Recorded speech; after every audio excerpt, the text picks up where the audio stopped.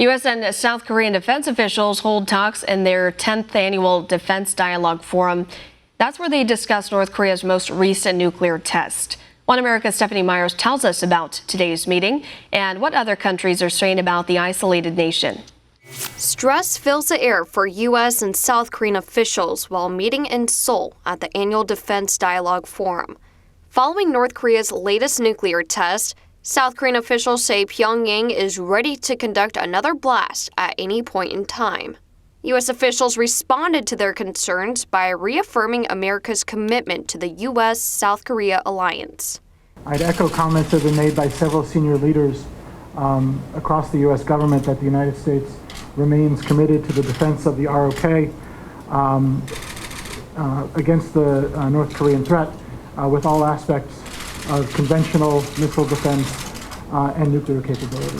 Many countries, including China, have denounced the North's most recent test, with some calling for the UN to impose more sanctions against the isolated nation. However, China says additional sanctions will not end the North's nuclear program, and if anything, will lead to a rise in tension if implemented. Facts have repeatedly proved that only relying on sanctions cannot resolve the problem. Security concerns of the Korean Peninsula's relevant parties should and can only be solved in the interest of all parties. China's foreign ministry spokeswoman says the U.S. provoked the conflict on the Korean Peninsula and must carry the burden of ending it. This is a major blow to the U.S., as officials were hoping China would pressure Kim Jong-un to suspend nuclear tests since China is the North's only ally. Both China and Russia believe the only way to solve the nuclear issue is to resume the six-party talks. But the U.S. isn't backing down.